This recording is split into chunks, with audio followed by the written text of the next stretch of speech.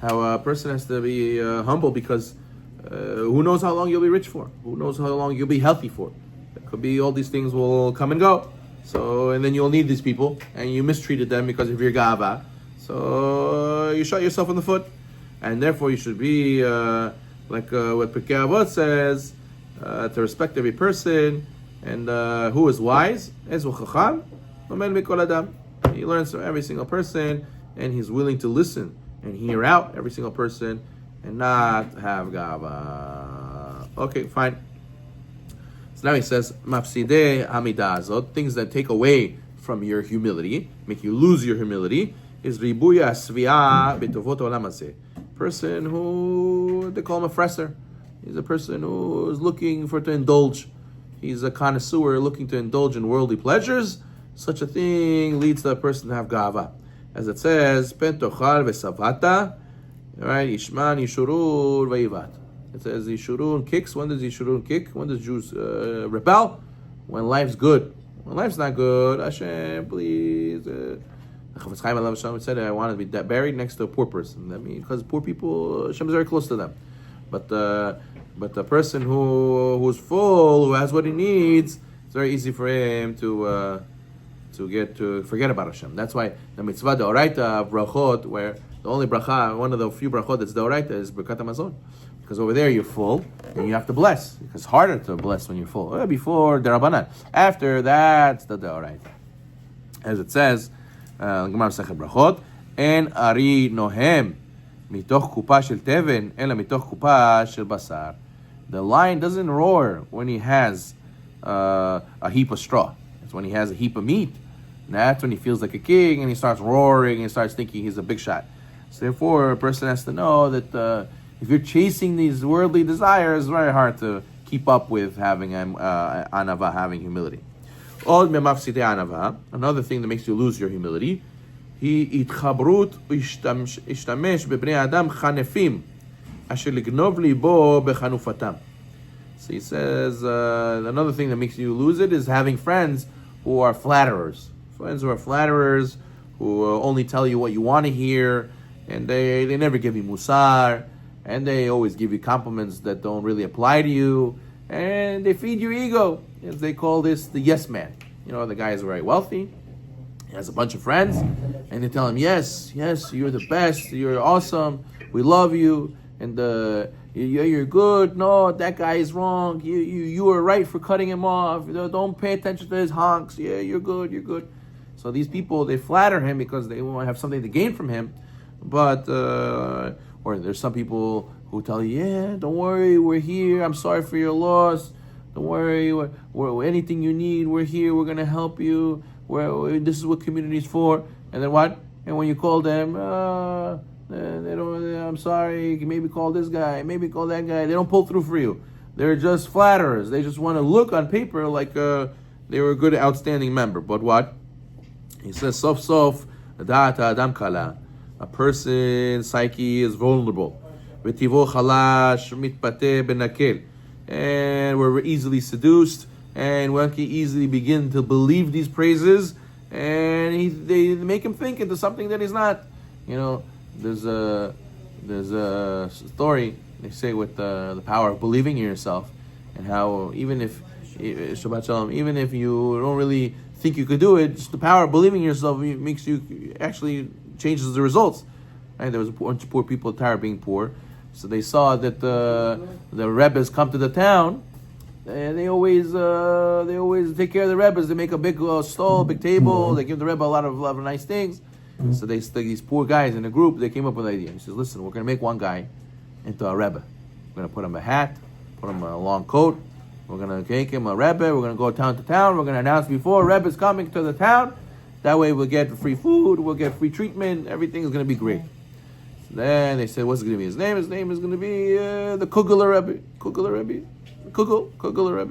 So it worked. They put up papers. They came. They said, Kugler Rebbe, Tzadik Balayir.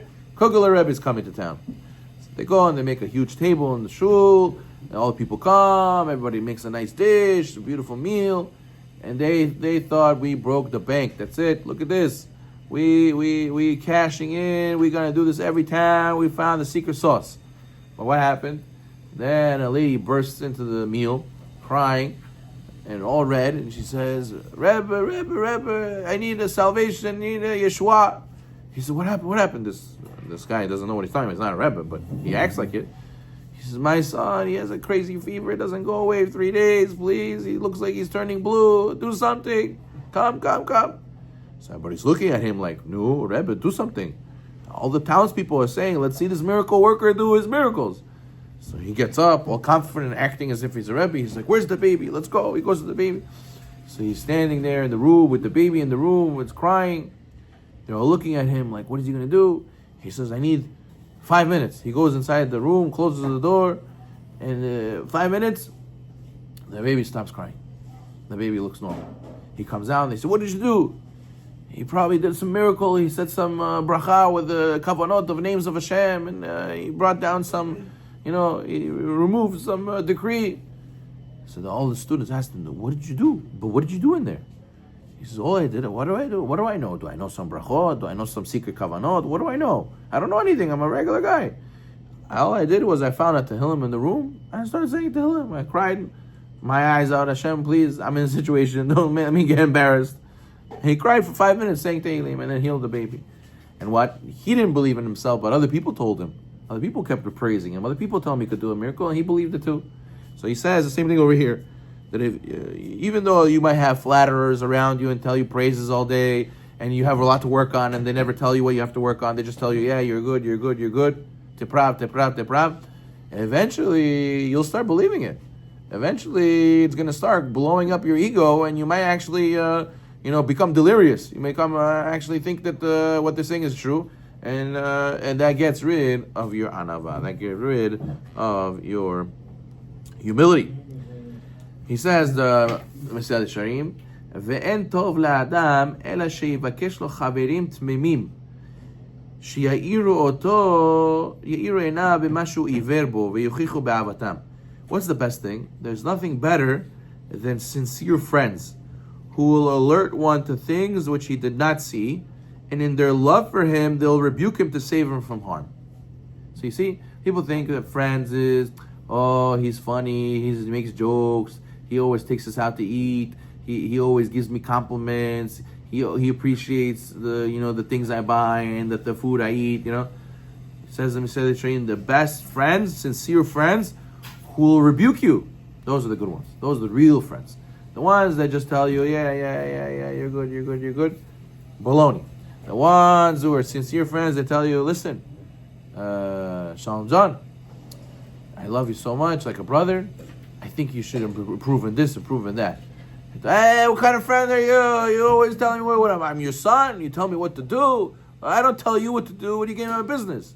You should know that he's being a sincere friend. If he really cares about you, that's what a friend is for, to help you, not to fall into sin. A person, a person is biased to himself. How will you ever catch yourself? You're biased. You can't testify for yourself. But if you have a good friend, he could point it out to you, and he could tell you. Husband and wife be best friends, 100%. Should they rebuke each other? Oh, definitely.